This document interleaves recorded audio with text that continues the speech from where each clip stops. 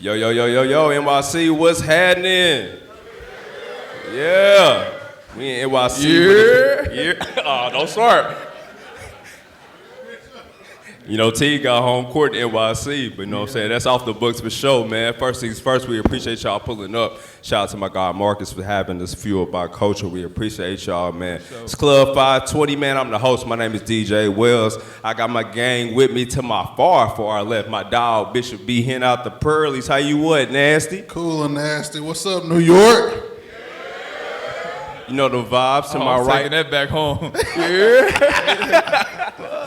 For sure, still to my right, my dog, Young Nacho, Young Teague. How you what, brother? Man, I'm coolin', man. I'm happy to be here. It's a good vibe in here already. We can be ourselves, so that's all I needed to hear. Oh, yeah, he already set the tone, man. Listen, man, we're going to have some great guests today, but let's start it off right, man. We got two of basketball's finalists joining us on the stage right now.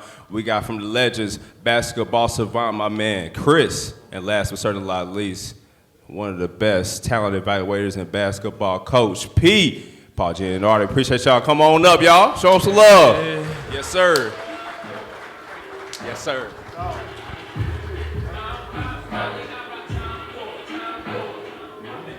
Hey, show the DJ some love. My boy going crazy with the segments. Tap him in, for sure. Show him some love. Now, listen, man, it's a lot of basketball up here. But first things first, you know what I'm saying? We love having a good story time here at Club 520. But Coach P and Teague, I got a connection from way back, man. Let the people know about it. Oh, yeah, he told me today. Yeah. He knew my father, so I'll let you explain it first, and then I can comment about it. So when I grew up in Boston, and I used to attend practices at Boston University when Rick Pitino, your St. John's coach, was the head coach. Let's hear it for Rick and St. John's. Yeah, one time for the Johnnies. Show some love. Uh-oh. There it is. There we go. So I'm a young college player trying to walk on Division III, and I'd go to all the practices in Boston. So I went to Boston University, watched Pitino practice. Jeff's dad, Sean Teague, was there. He was one tough son of a bitch. I can say that, right? Yeah. Hey, Marcus, I was told I can say anything I want. That's right up my alley. Pop your shit, Coach. Am I right, though? Your dad, tough, hard-nosed player. I don't know. Yeah, he was. he was sad to me, but I'll let you go. It's not what I saw in practice. Nah, so you telling me that, and he gonna watch this show, and you giving him all that love. Now I'm gonna have to hear that for the rest of my life, that he was a good player, and every day I tell him he sucks. So he's an OG. Man, don't say that. Now he get OG title. It's crazy. For sure, man. Listen, one of my favorite things about basketball is you got a lot of vantage points. A lot of people play a part in people being successful. One of the best trainers around, Chris, man. Please tell the people how you got started into helping people get to the next level. I mean, first of all, shout out to Marcus, my guy. I met Marcus at USA Basketball. Okay. So I had a couple of players on the USA team, and I met him with Tobias Harris. So Tobias and him are really good friends, and I've been a part of the Harris family for a while. And we met gambling with me, him, and Russell Westbrook. So we were gambling. Boy, some names in there. Okay. We were gambling, and me and Marcus was looking like, hey, double down on zero. We was telling Russ, the next one that hit was zero, which payout is like 33-1. And nobody played on it, but that's how I met Marcus. And being in the basketball space is all about community. And it's all about, the youth, the grassroots, and it's all about, it's a small circle. And I went from being a player and understanding like what my true craft is. So my true craft is not hooping, my true craft is developing people. Yeah. And really taking it into like a science of like understanding like mental health, mental wellness, like understanding moods, looking at people and being able to identify not just what their skill set is, but who they really are. So basketball for me has been great, and to be around the world, to be able to touch people around the world through basketball has just been a great vehicle. Most definitely. One thing I like about you, Chris, is the fact that you said off the court is just as important as on the court. And, Coach, you can contest to this. When you evaluate talent, you have to evaluate the person as well. Do you keep that in your mind when you go through rankings and stuff like that? It's like on court, but off the court is just as important? Absolutely. I put a big emphasis on traits, not just talent. There's a lot of talent out there, but talent doesn't develop without traits. I believe that your traits can protect your talent, and it can grow your talent. A lot of talented guys with red flags, that's why they don't make it in the basketball space, and sometimes they don't make it in the professional space. So character to me is huge. Every high school player I have a chance to talk to, I tell them 3 things to focus on: character, academics, and talent. I tell them to chase the cat. That's the acronym. So far as That's a hell of an acronym, coach. that might get you in trouble too. y'all wow. So far as the talent side of it, though, how you go about like ranking a player? Like what are the steps? Well, I coached for a long time, so I have that. Hopefully, I have the experience, right, and background in seeing the players at the highest level of college. I coached at Ohio State, Boston College, so I know what the high major looks like. Been a head coach at Wright State, mid-major, and I was an assistant with Rick Majerus at St. Louis University. Okay. Then he passed away. So for 22 years, I've been in the college game as a head coach or an assistant. So I look at different categories that are important to the game. Talent-wise, first, athleticism. You have to see who has the athleticism, who has the measurables, skill level, who can impact the game without scoring. For me, and I know for Chris, basketball IQ is missing in the game, and it's needed. And I look for kids that understand what they're doing and why they're doing it. Quick story on that. Talked to an NBA assistant coach just this year, and he said half our team doesn't know where to go on the court.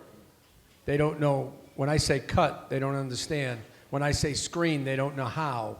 Wow. This is a high-level NBA assistant. So basketball IQ is another factor. And then I put the traits: competitiveness, coachability, body language, and being a caring teammate. Those are my top 4. Okay. Because you had Jeff ranked so low when he was in high school, so I just wanted to. Wait, I was just trying to. I checked that before I came. Yeah, I was going to ask you about that. Okay, all right. Well, here's the disclaimer. I wasn't doing it then. I was coaching in St. Louis when you come out of high school, so blame the guy before me. Who was that? I need to talk to him. What's that? They had me at 154. Yeah, they didn't know what they were. That's why I got the job. Yeah, they had bad eyes. You're right. I had your brother up high. You did. Shout out to 520 Moot. Shout out to him. You did. Okay. Yeah, that's So a thank good- you for that, though. You're trying to put me in a corner. You can't put a Boston guy in a corner in New York. Not For good. sure. Yeah, he trying to load it up on you, pause. But listen, we're in NYC. Hey, y'all know what time it is. We playing them games. I said pause, relax. Now, you know what I'm saying? We only got introduced to each other. Why is Kiyan Anthony not a McDonald's All-American? Yeah, what you got to do with that? I need to know. Committee votes. Who is the committee? Yes. A lot of people. Who? Oh, different people. There's a whole list of people. We live in 2020. The Yeah, reason why I asked you got to reach out to McDonald's to get that. That's information they didn't want me to give out. So if you reach out, they'll give it to you. I put on Ronald McDonald. But honestly, it's always been a vote. Look, I recruited McDonald's All-Americans. Now I'm voting for them. There's so many great players every year. And Kiyan's a great basketball player, especially on the offensive end. And he's a really likable kid. Not to get voted in, somebody has to get left out. There's other guys, too, that had great high school careers this year. Yeah. Great. I mean great. I don't throw out compliments unless they're earned. Thanks. They didn't make it either. We had on the West Coast, I think, 6 to 8 McDonald's All-Americans in California. At one point, it used to be like 2 per state. Yeah. And so now Yeah, we're they at don't 6 do in that. one It's state. not about, it's the 24 best players in the committee's mind based on the criteria that they give you, which is who can be a pro, who's dominated the game at the high school level, and who has the greatest upside among the group. And that gets difficult. As you know, you make a list, top 100, top 200, somebody's going to be left off that could be deserving. Just like the NCAA tournament, we were talking about that in the back room. Yeah. Yes, sir. Teams that got in maybe shouldn't have. Teams that didn't make it. North Carolina. Yeah, okay. And other people didn't make the tournament. That's the unfortunate part of making a list. Okay. I guess that was a PR answer. Respect. What would you like me to say? The truth. I just did. He didn't make it. He didn't get voted in. Hey, I like him. I like him. Coach, you got to watch him. You got to watch him. Chris, I want to ask you, like, I'm who good. was that? I got you. I'm back on you next. Hold on. Chris, Bro, that's Paul. crazy. Come on, y'all relax. You know where we at. Hey, Jeff, this wasn't in the contract. Go ahead. Hey, chill out. Nah, Chris, I wanted to ask you, like, who was that first player? Did you develop him in high school, college, or the pros? Like, The first player that I walked yeah. Or even that you might have started with a pro. I heard you basically change Jimmy Butler game around. Yeah, I remember him in Minnesota. Yeah. Yeah. Jimmy, shout out to Jimmy because getting traded to Golden State, I think they're like 15-2. Yeah. And Okay. look at my Show some man. love for Jimmy. With Jimmy, Jimmy's very interesting because Jimmy does all the things that you just mentioned, right? He wasn't ranked in high school. He wasn't ranked in the city of Houston, where I'm from. He wasn't on the top scholarship boards. Yeah. Coach Buzz Williams gave him a scholarship going to Marquette, the 30th pick in the draft. So when he got to me, when I looked at Jimmy, Jimmy has what you need to be a pro. It really doesn't matter how you start, but when you pick up, you know that I gotta prove something, I gotta go out and change my life, I come from nothing. When I get that type of ingredients like a player like Jimmy, Yeah. it's easy to develop because he already had the mindset, he already had the competition, he already had the will and the want to be that. So I put Jimmy on a 5-day workout plan, like 5 workouts a day, like in micro bites. I had him train with the point guards, I had him train with the 2 guards, the forwards, and the centers. So when you watch him play now with Golden State, he can play anywhere on the court. Yeah. He got all the footwork, and he has the ability to make the team better. And so that journey with Jimmy was great because he gave me an opportunity, a platform to be able to build him and to build him into something great. And that year, people don't know, Jeff, when he was in Chicago, Jimmy had a contract, I think, about $46 million. He came to me and was like, say, bro, I'm gonna decline it. I was like, bro, I can't tell you to decline $48 million. I ain't got $48 million. Yeah. I can't tell you to decline. And he was like, nah, I'm gonna get max. I put in the work, I'm focused, and I don't give a fuck. And he turned it down, and once he turned it down, at the end of the year, he was most improved player of the year, first team All-NBA, NBA All-Star. We got a picture of us taking that picture of signing a $100 million max contract for the Chicago Bulls. And that's a player that wasn't ranked. Yes, sir. He wasn't on nobody's board. It just comes from pure desire of what you want to become. That's a fact. Now listen, if that ain't the best advertisement to tap in with Chris with your trainer, no, what to tell you? Goddamn it. Well, you just sold the shit out of me. I'm about to get back out there. You would have took that risk. Hell yeah. No. That 48 would have been signed. Out the game. Shit, I was saying, Chris, you right. No, you can't take that risk because there's so many players that have had your teammate before I think you got to Minnesota took that risk. I ain't gonna say his name, but he wound up in China the next year. Damn. Oh, so I know you're talking about. You know exactly Bazo, what yeah, I'm talking Bazo. Yeah, He had yeah. 48 on the table. Yup. And he was like, I want 60. Yup. And he was in China the next year. Not me. Say his name. Y'all messy. No, sir. That mother could have said You want to know who's on the committee? Say his name. There we go. Talk to him, coach. So, where was you at when Jimmy went crazy on us? You was part of that. Oh, He yeah. was? Yeah. Yeah, he was a part of that. Listen. So you called Rachel Nichols. Yeah, he But trained him. I'm gonna tell you, Jimmy's a true competitor, Yeah. right? Jimmy, Crazy swap. Hey, yo. pause.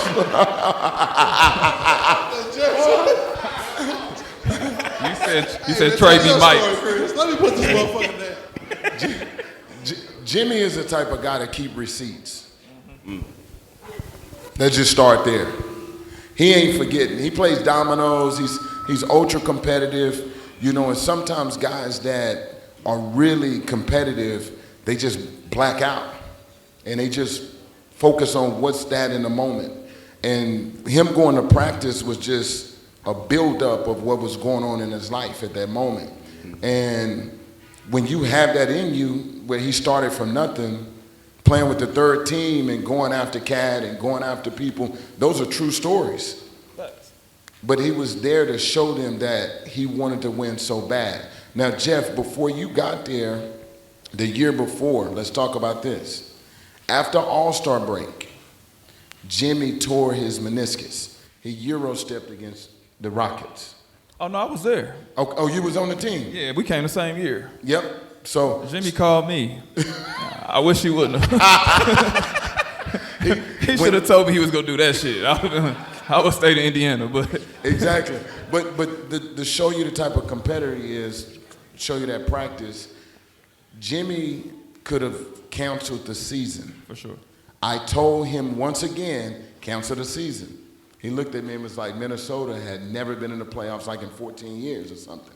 He was like, I'm going to come back, I'm going to make us go to the playoffs, and I'm going to sacrifice my body for this team and for the organization. And we left, we went to California, and we trained. He went out of surgery, we started training the next day, sitting in a chair, dribbling. 4 weeks later, he was back. And I think he had like 38, 36. First game back was in L.A. I told him to sit out. I was trying to kill. They was in there that night. I had seen some people I wanted to something about.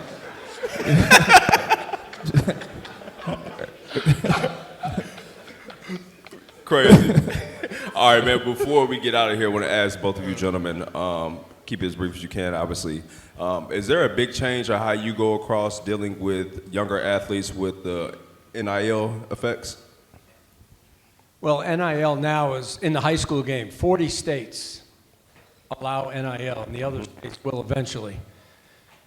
Doesn't affect what I do at all. It's more so what happens to the players. The public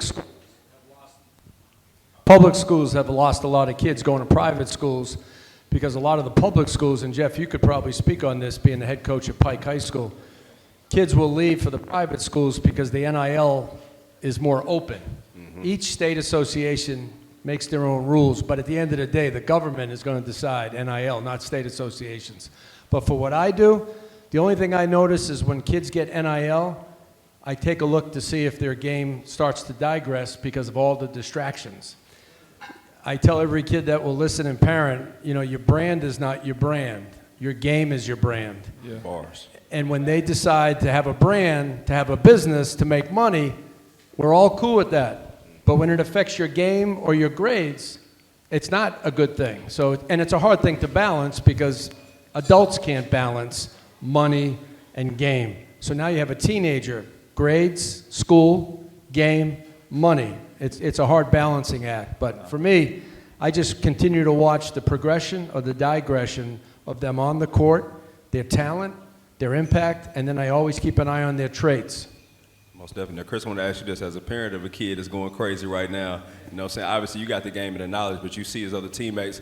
How was that for them to kind of adjust to this new type of lifestyle or opportunity? You got a lot of kids, like you said, they come from nothing. Somebody wave a check in your face. You can change your mama's life today, but that check may not last longer if you go crazy later and get more money. Yeah, as a parent, my son going to Colorado. Shout out to Colorado, Big 12. Yes, sir. And he's, Tad Boy, he can play. I think the big thing is building a system and community around the kids, right? The money's always been there. So the money's not changing kids. Social media has changed kids in the fact of like showcasing what you actually have. So you just need to educate kids on how to utilize the platform of social media to be beneficial. So versus them having to do it themselves, just hire a team. You know, so it's there. So we just need to educate the kids, the community, the system, the people around them of how to hire people to put in place that can manage those things for them so they can keep the main thing. Now, what I've learned having people, kids that come from affluent houses, those are your top basketball players right now. The people that can afford training. You don't see a lot of kids in the hood getting the right training because they can't afford it. It's become a business now. So like for myself, if I got a person that's in the hood, I make enough money where I can just, hey, you good. I'm gonna take care of you, I'm gonna build you from the ground up. So his sacrifice will be different. But you find people now that parents can afford training, their skill sets are much better. So it really has nothing to do with NIL. It really comes down to what's in your chest, who's around you, if you want to really play basketball or you want to be a celebrity or an influencer. Because there's 3 different levels to that. So we can't box a kid in because I got people that parents are filthy rich and play basketball in the NBA. There's so many kids that I have that dad played in the NBA that's better than a kid straight out the hood because he has more opportunity to get trained and to be developed. So that's why you look in an NBA now, you see a lot of kids of dads that played in the NBA because they have the resources to be able to get to that level. But do you think it lack passion now? Because, like, I think when you come from nothing and you start hooping, the passion be a little different. It does be a little different, but then I look at Steph Curry. But then I look at Anthony Edwards. I think we all can relate to him a little different than we can to Steph Curry. Right. I mean, but we can relate. But when I look at Steph, I look at Clay, I look at some of the 2-parent households that are in the NBA that people don't talk about. Because the game of basketball, no offense, Paul, is a black-dominated game. And so when you look at that, no offense, but it's dominated by black players. And so a lot of people don't talk about 2-parent households. I'm not black. They don't talk about the 2-parent household, you know, and so being a 2-parent household, you can produce a mentally tough kid. You don't have to be abused to be mentally tough. Yeah. Yes, sir. Go ahead, wrap Can it I up for us, finish Coach on? P. We're down on time, but I want to tell this for everyone watching, whoever coaches, trains, parents. We talked about social media, you talked about mental wellness. Yeah. We can talk about basketball all day long. And the biggest thing that I've noticed, whether it was millennials, Generation Z, and now I think it's Generation Alpha. The biggest problem that kids are experiencing is not on the court. Social media, first it was the internet, now it's social media. And the one game I tell everyone not to play is the comparison game. It's a never-ending game. You can never win the comparison game. And so many kids are playing that comparison game. And it's a recipe for unhappiness. So you don't even get to the trainer, you don't get to the coach. You're just unhappy all the time because you're constantly comparing what other kids have versus what you don't have. So if I can encourage everyone to help kids not to play the comparison game. Someone's always going to be better than you, you're going to be better than somebody else. That's the way life goes. But if you can keep them focused on their own growth, their own development, they'll be happier and they'll make faster progress. The comparison game is the quickest way to fizzle out of anything, whether it's somebody at work or somebody in sports. I just want to get that in. No, well said, Coach. I need to hear that. Hey, man, we got to move on. Make some love for Coach P and Chris Johnson for sure. Gentlemen, we appreciate y'all. We're going to take a quick break and we'll be back at it. Hey, what's going on? It's DJ Wells from Club 520. B Hen from Club 520. What's up? You know what time it is. Official Rose Sparks partners here, man. Big fans of the brand for sure. Listen, it's getting warm outside. And you know what happens when it get warm outside, B Hen? For sure, man. Always a good time, even when it's cold outside, man. Rose Sparks only takes 15 minutes to kick in, and it also lasts up to 36 hours, man. For sure. Get straight to it. Make sure you go online and make sure you qualify to use this medicine. It is prescribed for you from professionals, so you have nothing to worry about. Like B Hen said, man, once you get active with it, how long it take to kick in, my boy? Man, just 15 minutes, man. For sure, man. If you really get into it, lasts up for 36 hours, man. So the fun don't stop until you stop. You feel me? B Hen, tell the people where they should subscribe at. Make sure you go to the site and get prescribed, row.co/Club520. For sure. If prescribed, new sexual health patients get up to $15 off Sparks on a recurring plan. Connect with the provider at ro.co/club520 to find out if the prescription for Ro Sparks is right for you. That's right, ro.co/club520 for $15 off your first order. Tap in. Compounded drugs are permitted to be prescribed under federal law, but are not FDA approved and do not undergo FDA safety, effectiveness, or manufacturing review. For full safety information, go to ro.co/safety info. We get to be in the presence of a mogul, philanthropist, and most importantly right now, President P, man, we got the one, the only, Master P in the building. Make some love for Master P, man. Thank you, man. It's an honor to be in your presence tonight, big dog. Hey, before we start, can I say something, P? Yeah. Hey, DJ, can you play Break 'em Off something real quick for me? Yeah, we got to set the vibes. Act like we ain't got Master P up here. Understand. They know. Yeah. In my household, this like a national anthem. No. Break 'em off something. Hold on. They don't got that? That's cool. Respect. Don't worry about it. Hey, he ain't hurting. That's my moment. It's cool. Oh, there we go. Yeah. Now the vibes is getting right. Here we go. Hey, you don't understand. I had to do this for my sister. She said, if you don't tell him how we feel about this, I ain't gonna never forget you.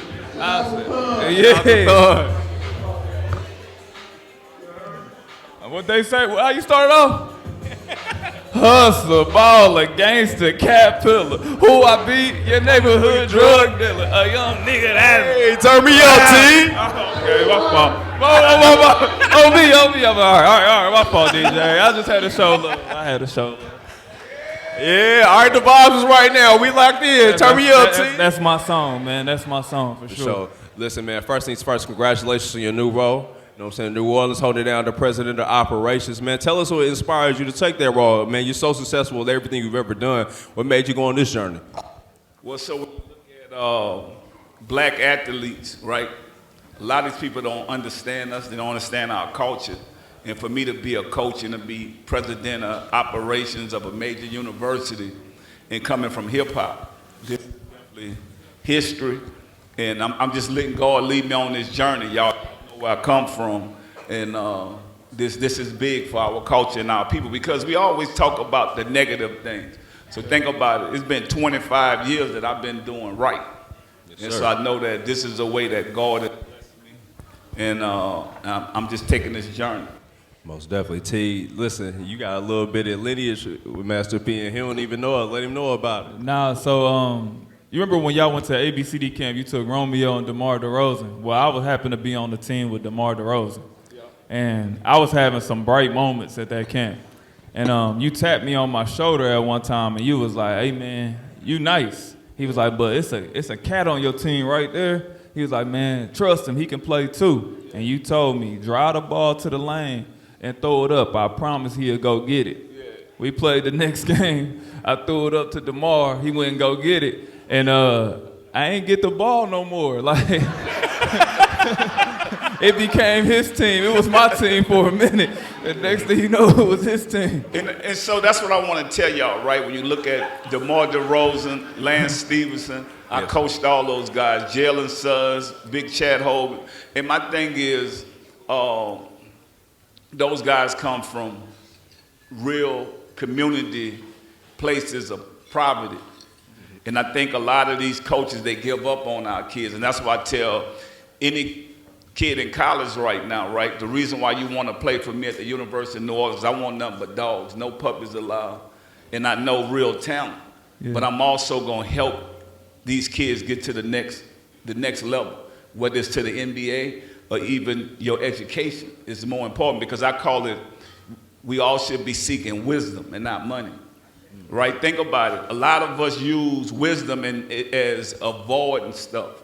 No, you don't avoid wisdom. Wisdom is advancing. So I'm going to show the next generation how we advance. And so when you look at me and say, man, I grew up in the Cali Project, just like you was listening to Break 'em Off, right? Yeah. So if you follow me on that journey, then you're going to follow me on this journey, showing our people how to get our money, how to take care of our families, how to build generational wealth. And so that's the journey I'm on right now, educating our people. And so y'all give yourself a round of applause in here because everybody in here, we on that mission. We want to get better, right? Yeah. Y'all know that I was able to accomplish this. I mean, I lived in the projects with my grandparents, and they had 12 kids. Me and my brother made 14, that's 16 people in a 3-bedroom project. And so my goals was to get my grandmother a house. So that was my motivation. One day I want to get my grandmother a house, so you also have to have that why. And if you have that why, you can be successful. Most definitely, and with you, like you said, accomplish so many things across the board. The discipline, the things, the foundation in place help you accomplish that. And listen, we love basketball, and we're going to talk about it. How was that like making it to the NBA? You know, it was something I think basketball changed my life and saved my life. So I've been playing with all the top players all my life, right? But the thing about it is, right, people didn't understand that because I had made it in music. And so people forgot that this was my first love. This is where I came from. This is what took me out the ghetto. And so I've always was putting in the work. And I showed my son right now play for University of Houston. They're the #2 team in the country. And I showed him hard work because I know if you stay in the gym, it's like anything in life, this the game of life. It's not just basketball. So I just used that as this what took me out the projects. But I also use that in my business. So it teaches you dedication, it teaches you consistency, because it's all about consistency. So think about it, I wouldn't be here where I'm at if I didn't put the work in. And so basketball gave me that. And so, you know, think about it, we all sitting up here, but you're going to get older. You can't play basketball forever. You can't do what you used to do on a basketball court. Hold on. You can't do that right now. Hold on now. You can't do that. I know you can't. I was rolling with you, P. Bro, you can't do what you used to do back in the day. You want to tie him up or what? Because you act like you want to play. See that? Y'all see how, you know, that's what it do too. That's why it's a mental thing, right? You like start thinking that you could do what you used to do back in the days. And you know, I mean, look at Michael Jordan. That's why we having this conversation. Yeah. Product outweighs talent. So think about it. Product gonna be around when we not around. So when you look at it, the reason why Michael Jordan is still so successful because of those shoes. Think about it. You still wearing them now. That's a fact. And he ain't even playing no more. And if you ask Michael Jordan that same thing, he'll probably say, man, I can do it. You can't. It's called Father Time, right? So they've been I'm only 36. Bro, that's old in basketball. Nah, respect. True that they set short hours while he was in the league and made him shoot between rap and basketball? Huh? I heard a story about they brought him to the office. In basketball? Yeah. When I was playing with what, the Hornets? Yeah.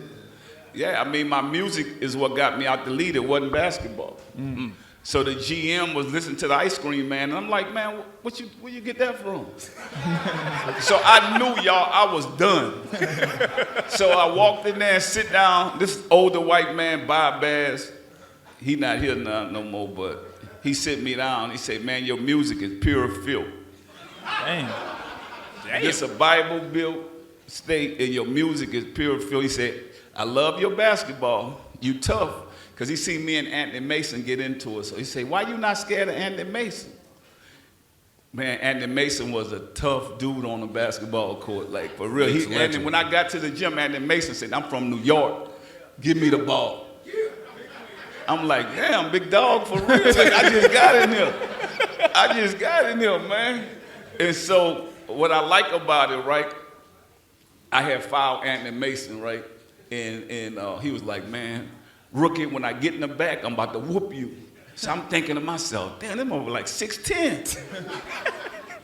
I was like, all right, I got to get back to that locker room first, right? So I got back to the locker room first. I was ready. He said, nah, big dog, I like you. And we ended up being friends. Oh, okay. But and the GM couldn't understand that. He said, your music pure filth, and you ain't afraid of Anthony Mason. Man, we decided to go another direction.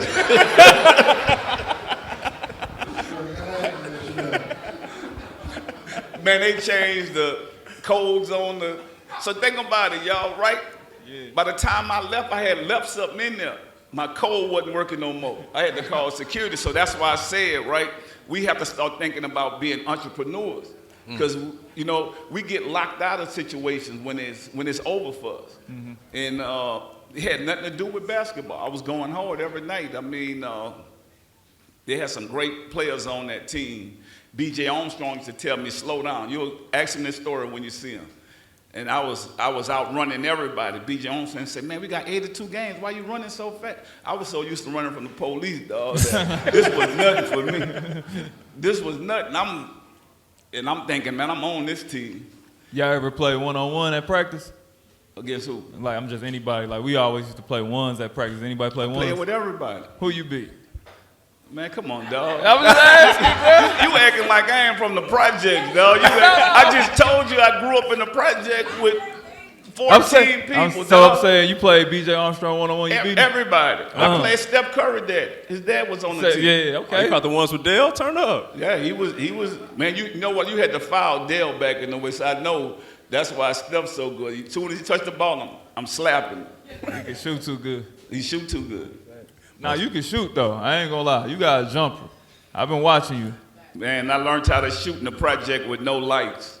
But damn, So imagine when the lights come on, I'm like, man, that'll do it. Look at that light right there. You were shooting here. I ain't gonna get no shooting contest with you. I seen you too. Yeah. Most definitely. One thing I like about you is that everything is always based on family. And like we already talked about this, we was in the age where we saw them shows on TV. You know what I'm saying? Everybody remember them shows on Nickelodeon. We remember the movies, Uncle P. Come on, tap in. I don't know, we too old, but y'all remember that. The dope part about it is you have DeMar DeRozan, you have the Brandon Jennings. They get to see that type of life as an influence. What's that being able to pull your family up as you excel as well? Yeah, no, I mean, I'm grateful and thankful. I just talked to Brandon Jennings the other day, and I was like, Brandon, what made you make it? He said, Coach P, because I'm like, and I'm Coach P for real, right? I started thinking, because, you know, it don't hit you till you get older. And he was like, you know, you believed in me when nobody didn't believe in me, and then you showed me stuff because you already had the mansions, you had the nice cars, all this stuff. He said, that made me go harder. And so I do the same thing with my family, with my kids, right? So I didn't give my son, he's one of the top players in he's the #1 player in California, and he's a freshman at Houston right now. He didn't get a car till he got to Houston. So I start realizing right there, you gotta start making people work for what they want. And I think with this generation, we give these kids everything they want. Even if you look at it right now, we gotta stop that. We just gotta start being real parents and make them appreciate everything that you give them. That's a bar for sure. Listen. Where do you see New Orleans going? What do you see for the future for these kids as you step into that position? Yeah, so for us in New Orleans, what I see, right, and I know a lot of people talk about what went on before I got there. I just got there. So we're going to be way better than, we was last year. But I'm giving kids second chances that I know that deserve it, that done changed their lives. Think about it, like none of us are perfect. All of us done did something that we could hide from or go and act like or whatever. But think about it, how do you get to the league if nobody really pull you to the side and believe in you? So I told you I coached Lance Stevenson, right? So y'all know Lance Stevenson out here in New York. He was wilding out at first. And so I was able to see the good in him and showed him the value. Like, man, slow down. And me and his dad built a good relationship. So it's also, what I'm gonna do is build relationships with these parents. At the same time, it's all about holding accountability. But my thing is asking them, what do they really want out of this? So you gotta know what you want. Do you really want, because I had to change. My parents couldn't change me. You know, once you get on that school campus, you could go wild out. Yes, sir. And I had to start policing myself. I had to start saying that I want something out of life. And so I'm going to show these kids everything that I've been through. I got a brother dead. I got a brother incarcerated, right? So it's nothing you can fool me with. But I got real love. These kids are part of my family. And so when you use that word family, that we're going to be able to know each other even after life after basketball and still keeping those relationships.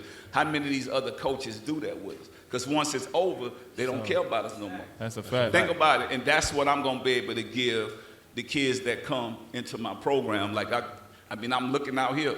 I want some of the top kids in New York. We able to get them the same NIL deals that they could get from any other university. So I think that's going to be the good thing about it. But I want them to know this is about getting the education, because once that NIL money run out, what you going to do? So I'm going to teach them how to invest some of that money, and don't just take this money in your personal name. They don't teach our athletes that. So go get your LLC, go get your incorporate a business, so now you can write some of that off instead of just taking that money, even though we call it name and likeness, but we saying now take this money and invest this in something, so when them 4 years come, your money done triple, double, quadruple. And so they're not going to teach us that. They just want to give us the money and hopefully that if we don't win for them, then we go back to the hood. And I want to change that. Most definitely. Yeah, clap it up. That was the bar right there for sure. Yeah. Well, listen. Think about it, right? Everybody up here, how many coaches still keep in touch with you? Let's be honest. Like me and all my players, we still in contact. Yeah, See? Think about it. I definitely talk to them about coaches. Tibbs, I talk to Tibbs. I talk to Mike Budenholzer. That's the NBA though. Like college and high school, my AAU coach, I still talk to him. But other than that, college, nah. See? It's rare. It's rare. So think about it, because all they doing is bring one player in, then once it's over, they looking for the next best player. Yeah, that's a fact. Yeah, most definitely. Well, we see, like, because you coach a bunch of NBA players, you one of the most influential people ever. Will we see a lot of people at New Orleans, like kind of like Coach Prime did in Colorado? Man, let me tell y'all something. I model what I'm doing after Coach Prime, because he the GOAT. Yes, sir. And to be able to celebrate a black man that did something historical, it let me know that I could do it in basketball, what he done in football. Yeah. And so you're gonna see everybody at our games, but you're gonna get a great game, because the players that I bring in there, the goal is to get them to the NBA and to create more testimonies. And so more players that we get into the NBA, that's when we get more students to the university, and we bring the enrollment up. And so that's the page I'm on. Like, so the basketball part is one thing, but for me it's the education. And that's it, about changing lives and saving lives. I feel like this is my most important job, to be a servant. So yeah, I gotta shout out Coach Prime, man, because he paved the way, and I'm just about to kick the door down. Especially coming from hip hop. Think about it. You think they want to give me this job coming from hip hop? Nah. So that means I had to be doing right a long time. For sure. Because they put me under the microscope, right? Facts. Like, and it's hard to do. So I had to have a degree. I had to have a good record. So all these things that I want to show our culture, that we could leave the past behind and we could grow up and get better. They do it. They got tattoos under their suits. Yeah. They done been in trouble before. Let's be honest. Yeah.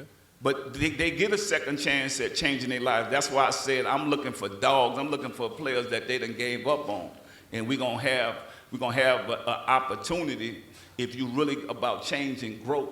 And I'm gonna show them these diamonds in the rough that they forgot about. Like, all they needed was a chance. And that's all I need. I'm a living testimony that if you put your trust and faith in God, you could actually go to the next level. Most definitely. Make some letters to that. What a bar there. Now I gotta ask, obviously you went in many markets and dominated just about everything you did. Getting into the snack world, we all love rap snacks, man. How was that transition going from rap music to making chips? You know what? Nobody believed in rap snack. Me and James used to go to all these different places and tell people about it, but it's all about the flavor. And think about it, we understand what flavor is. And our people, we eat chips. You know, we got the honey buns now. We've been eating this stuff a long time, but we don't think that we can create this stuff. So this has been a journey for over 25 years. I know a lot of people think that it's a success story overnight. It took us 25 years. So how many people willing to be in business that long? In the stay in business, the sustainability. So when nobody believed that you could put artists that look like us on packages and bags, we did. And that's what changed the game. Most definitely. You to my community, people I grew up around, you like a superhero. You did everything. You played basketball in the NBA. You rap, you act. Everything that a black person want to do, you did. Like, straight up. we all dream to be in TV, movies, hoop, rap. Man, what's that feeling like? Like, you kind of just, when you come up here, like, you probably don't feel that way, but we like, bro, you an icon to us. So it's a little different for us. How that feel for you? One of my favorite movies. So to be honest, y'all, I'm more thankful. Like, it don't really touch me like that because I know where I come from, and I know that I had a lot of close calls in life, and if God didn't spare my life, I wouldn't be here with y'all right now. And I'm all about helping our community and our culture. You know, me and one of my guys was laughing the other day, right? So in California, I got a program called Urban Born, and Nipsey Hussle was in our program in the 8th grade. And so it's all about helping people look like us, knowing that you are important. So I'm looking at life thanking God, like, man, you spared my life, because I had a lot of close calls, and I'm thankful and grateful that I could be here with y'all and show y'all that we can change and grow. Because a lot of people, they think that we gotta be tough, we gotta be real. What is that? I never wanted to be tough in all this. I've always just wanted to survive. I wanted to be better. And I tell people all the time that we invest 5, 10, 20 to life in going to prison. Why can't we invest 4 years to go to college or to create a business or a brand? And so I'm a living testimony that if you do that, then you can live a legit life. Because think about it, we do all this negative stuff, and so when I start making these movies, I invest my own money into it. I want to show us that if you believe in yourself, put your money into what you believe in, because you're going to get the bigger piece of the pie. But when you're running around and you want to be pampered, that means you don't want to put the work in. So all those things that you talk about, what I've done, I've never been pampered. I've always get out and put the work in, and then I get my bigger piece of the pie because I made the biggest investment in myself. And so when you look in that mirror, I want y'all to look in that mirror and say, what am I doing? How can I get to the next level? Am I spending my 24 hours wisely? Think about it, because most of us turning up, if you're turning up 24 hours, then you're not going to beat me. You're not going to beat me at nothing I'm doing. And I think that that's what my motivation is. And I know a lot of people say, P, you did this, this, and this, but I love what I'm doing. So I don't see it as like, oh, you're doing all these different things. No, they all go together. Like, think about, like you say, every athlete in the hood, they love music, they love movies, they gonna love products and all these different things. And I just like, this is what we do anyway. And I just said that, you know, when I stopped saying that I wanted to be a boss and I wanted to be a leader, it's two different things, because a boss just, he controls everything. Being a leader, you're gonna create more leaders. And so when I got to that point in my life, I feel like that's when God spared my life and saved my life. Say, hey, you know, you can lead the people. And the ones that want to listen, because think about where we come from, a lot of us don't want to listen. That's why I told you I got a brother dead and I got a brother incarcerated, because that's all about that one word, listening. So you got to be able to listen. They say a wise man learns, but a fool never will. And I learned from not only other people's mistakes, but I also look at my life and say, okay, if I go that way, I'm going to be good. But if I go this way with all my homeboys, and I'm going to prison. I stopped getting in the car and wanting to go to jail with my homeboy and say, man, look, I'm investing in my education. I think that was the only thing that changed my life. And that's why I keep telling y'all, wisdom is the most important thing that we could have. Because think about, most of us pray for money.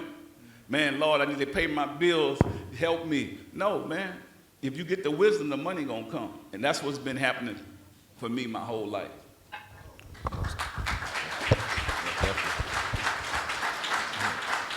And one thing I want to applaud you on, getting back to the music, obviously your success in it, but the way that you ran your record label needs to be applauded. If you look everywhere from the marketing aspect, when we talk about some of the best people to market, your name needs to be on that list. Everybody here know a No Limit cover when you see it. Marketing genius. The quality, hey, tap in.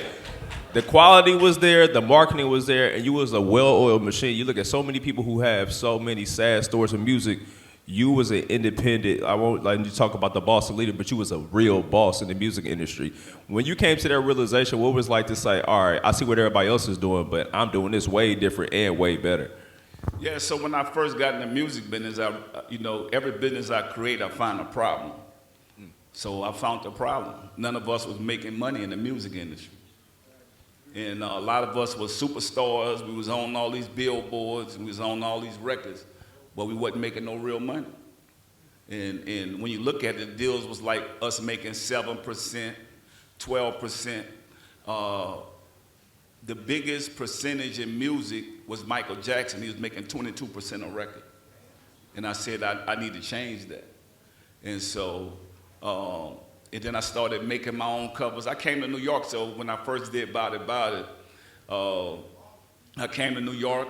I went to every hood out here. And people was like, man, that's you on that post? I said, nah, man, I'm from New Orleans. We all look alike. But I came out here, y'all, and put my own posters up. Because think about it, back then you would pay somebody to put your stuff, but we don't have social media back then. They might throw it in the garbage can. Street teams. I came up, I was my own street team. And so when people start seeing me, and then when the girls, I sounded different, so I got this big donkey gold chain on, right? And the girls, I be talking, yeah, what's up, baby? How you doing? She's like, I like the way you talk. I'm gonna listen to your music, because nobody knew who I was. And just being able to communicate and network with the people that look like us, even though I sounded different, but New York really gravitated to me. That's when I knew. I was like, man, I think I'm gonna make it in this business, because I come all the way from the South, and they started messing with the About It. And I tell the DJs and I tell the people in the community out here, I appreciate that, because this was the first spot that really outside where I came from, because I was in the Bay Area and I was in New Orleans, but to actually see a whole different culture, because music started here. Mm-hmm. So I felt like I needed to come here, go in these clubs, and test the waters. How can I get New York to like my music? And when I got New York to like my music, I mean, the rest was history, because they jumped around in the clubs, and that what my music was. It was like, it was all like that military, jump around, get you up, and let's party. And so now I appreciate you guys. I just always wanted to say thank you, New York, for believing in me. Yes, sir.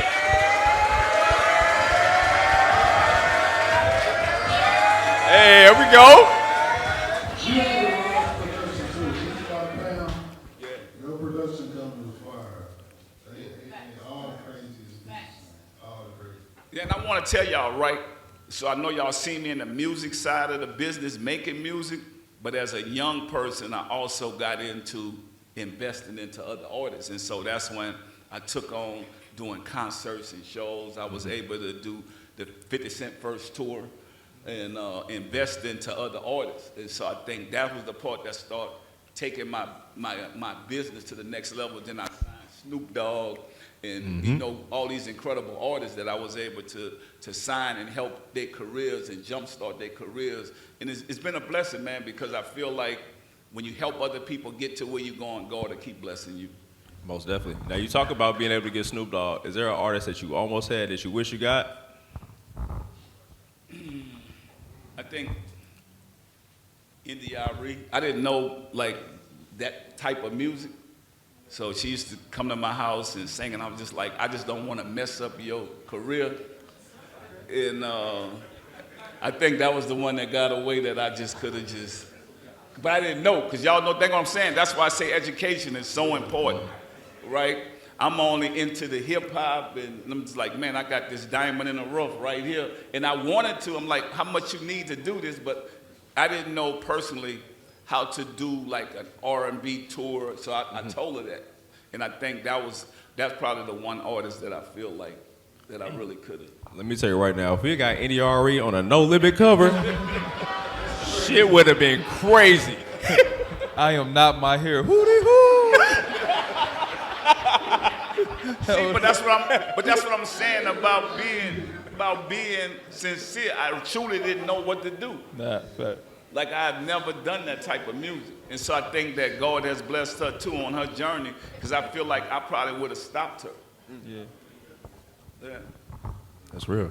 No, that's definitely real because I would never thought India Ari would be. Yeah, I was too. That kind of threw me off, man. But that's how influential you've been. I mean, people just want to be around you. Like we said, I know the show about to end or whatever, but we just really appreciate you even taking time to sit with us. Yeah, now I want to tell y'all I'm not finished. So if you follow me on my music journey, follow me on this journey with the University of New Orleans, changing lives, saving lives, helping our future athletes and student athletes get to where they need to go at, because we give up on us. And I'm not going to give up on us. I'm going to give our culture the blueprint. And I want y'all to know that everybody think they got a lot of time. But Junior Bridgman played basketball. He died the other day, right? Yes, sir. Me and him used to sit down and talk about all the things that we was going to do. I want us not to sit down and do that. I want us to move, make moves. Don't wait till it's too late. And if you have an idea, bring it to life. Because the most treasures are in the grave. And we got to stop that, because we keep thinking we got so much time. But use our time wisely. Just start now. Whatever ideas you have, whatever business you want to start, go for it and create it and do it. And there's no limit from there. I did it, you can do it. Most definitely, man. Let's make some Lloyds and Master P one time for the one time. Yeah.